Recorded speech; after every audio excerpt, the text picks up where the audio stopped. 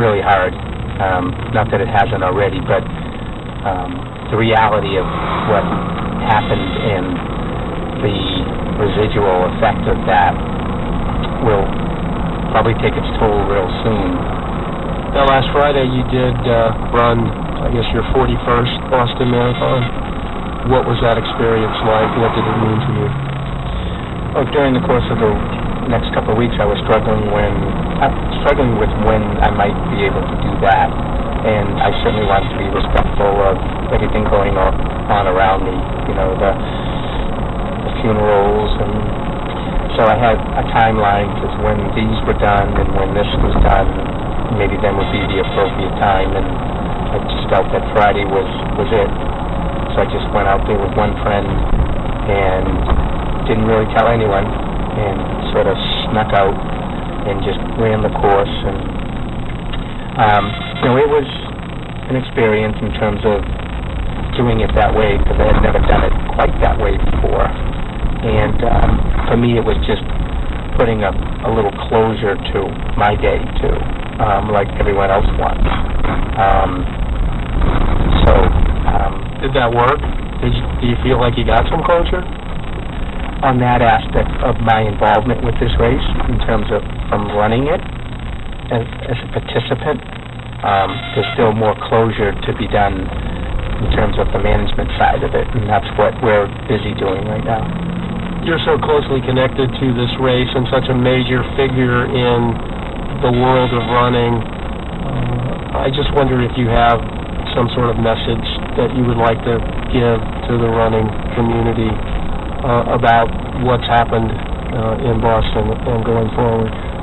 I don't think it's any different than what it seems the rest of the world is saying, and that is no act of terror is going to derail our enthusiasm, nor going to take away our running freedom.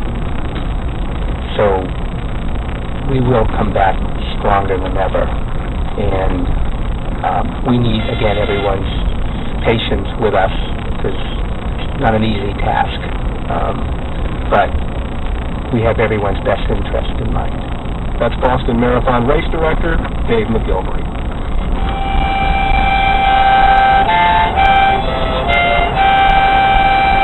At the memorial to the Boston Marathon bombing victims yesterday, a man named Jim Costigan played his harmonica.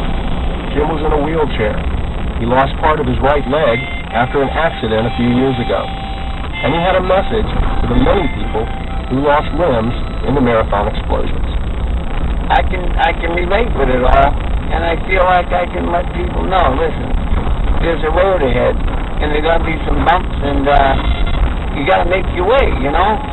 They say Boston be strong, and my logo is Boston be strong, carry on.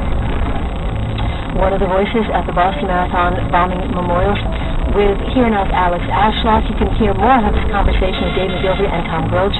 Also see pictures of the memorial, and a picture Dave gave us of this finished last week. It's all at herenow.org.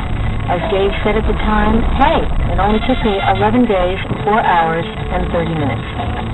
Here Now is a production of WBUR Boston in association with the BBC World Service and PRI. I'm Robin Young. Please join us again, Here and Now.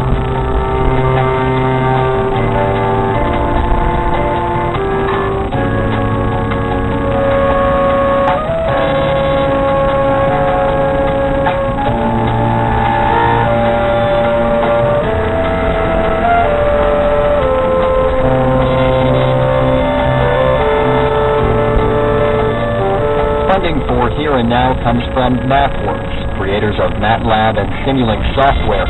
Find over 200 job openings at mathworks.com. PRI, Public Radio International. Good afternoon, this is Michigan Radio. We'll look at what emergency medical response teams can learn from the bombing in Boston, next on Talk of the Nation. If you think we live in a post-racial society, think again. My definition of being a post-racial society would be one where race is not predictive of anything, and that's certainly not the case. I'm Jennifer Guerra. Join me for an hour-long special on race. See how skin color matters in neighborhoods, and in schools. Michigan is an absolute national leader in segregated schools. That's on State of Opportunity from Michigan Radio. Listen this afternoon at 3 for our special program, and again this evening at 10. Michigan Radio is a media sponsor of the Haiti Nursing Foundation's Evening with Dick Gordon. The host of Public Radio's The Story program will discuss Haiti relief efforts at this benefit dinner on Friday, May 10th at the Ann Arbor City Club. More information is available on our events page at michiganradio.org. A flood advisory for the Grand River has been extended in some cities. It's been extended in Grand Rapids until late tonight, in Comstock Park until Saturday, in Lowell until Monday, and in Ionia until next Thursday. A flood advisory for the Grand River. Michigan Radio is WUOM 91.7 Ann Arbor, WFUM 91.1 Flint, and WVGR 104.1 Grand Rapids. It's 2 o'clock. From NPR News in Washington, D.C., I'm Neil Conan, and this is Talk of the Nation.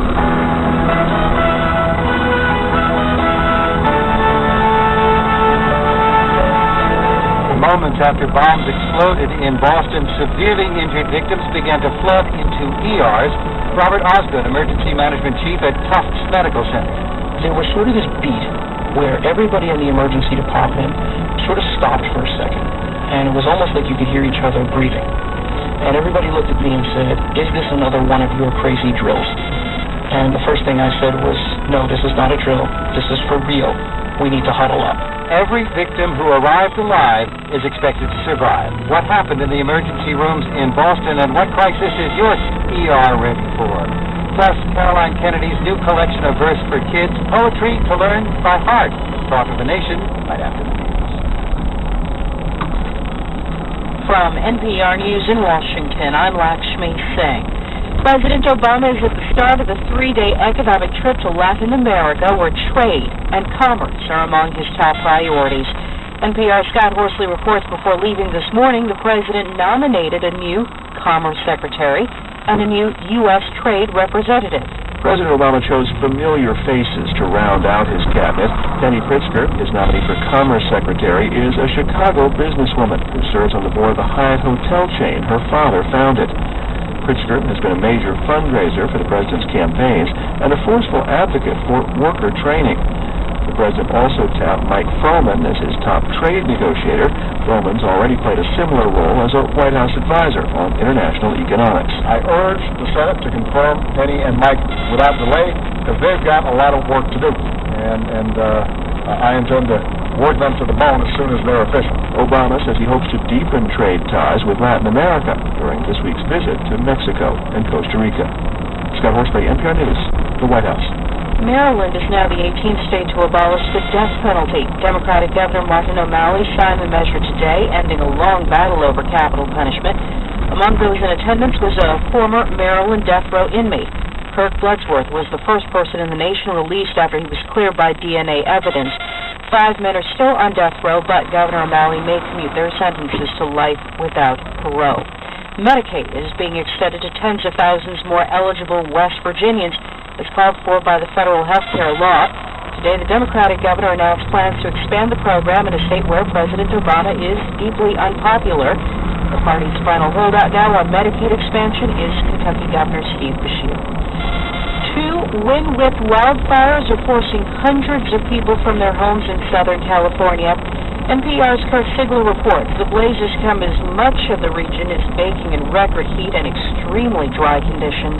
One of the wildfires sparked during morning rush hour, shutting down part of a busy freeway in Ventura County, northwest of Los Angeles. The blaze is burning through bone-dried brush and scrubland close to numerous homes in an area that's seen just a fraction of its normal rainfall for the year. Meanwhile, crews are hoping for calmer winds as they battle another stubborn wildfire that's burned more than 4 square miles in the foothills of the San Bernardino Mountains, about 90 miles east of L.A. That fire has prompted hundreds of evacuations. Firefighters can expect little reprieve from the hot and windy weather, though, in the coming days. Red flag warnings for extreme wildfire danger are in effect for most of Southern California through the end of the week. Kirk Sigler, NPR News.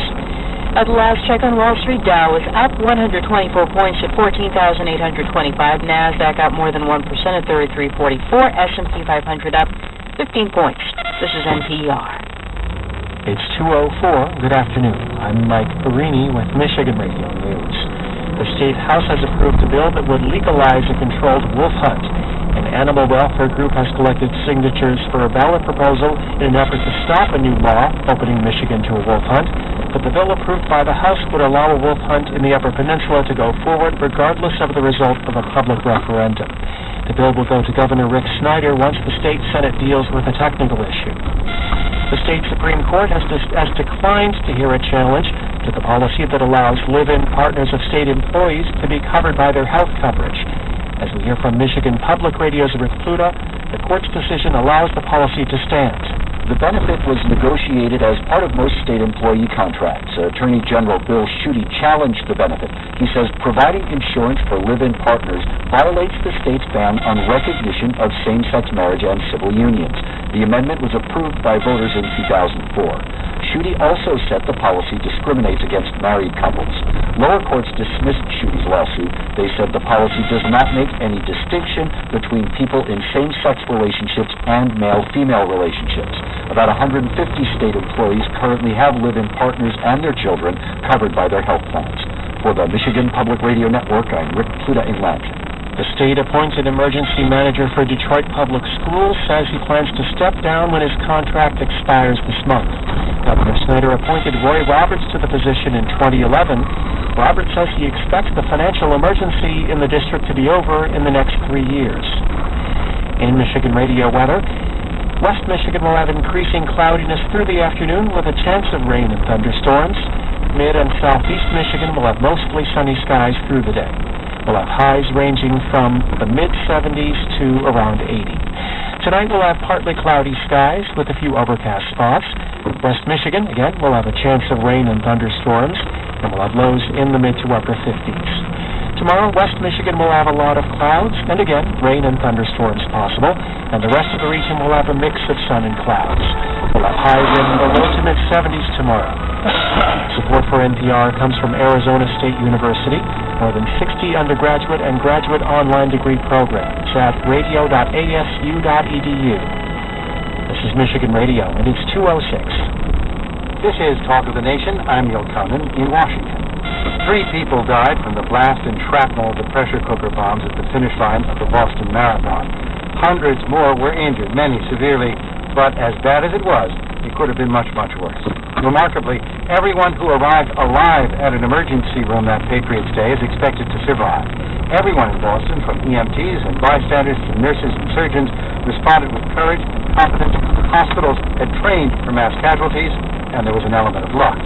As we look at what went right in Boston, we want to hear from emergency hospital workers around the country. What are you ready for, and what scares you? 800-989-8255. Email us, talk@npr.org. You can also join the conversation on our website. That's at npr.org. Click on Talk of the Nation. Later in the program, the merits of memorizing poetry. Caroline Kennedy joins us on her new collection. But we begin with Dr. Paul Bittinger, Medical Director for the Emergency Department Operations at Massachusetts General Hospital. He's with us today from Member Station WPUR. Nice to have you on Talk of the Nation. Nice to be with you. Thank you. Can you take us back to the day the bombs went off? Sure. When the race was going on, I was actually working one of the medical tents on the course on something called Heartbreak Hill, which is usually one of the busier tents, and my pager went off with notification there'd been an explosion at the tent at the finish line. Initially, there was a suggestion it was a manhole cover. I was standing next to officials from Boston Emergency Medical Services, EMS, and from the Department of Public Health, and so we quickly compared notes and rapidly figured out that this was much more than a manhole cover explosion and that this was something quite serious. We secured our operations at the medical tent, and I went to the hospital. First arriving at the hospital a couple minutes after the very first patients had arrived in our emergency department. And what did it look like? There were parts of it that looked like one of our drills. People were standing where they were supposed to stand, gowned up for trauma resuscitations. We had lots of resources mustered and lots of people ready to go. But it was also incredibly clear that this was nothing like an exercise. There were very active trauma resuscitations going with some very, very critically injured people.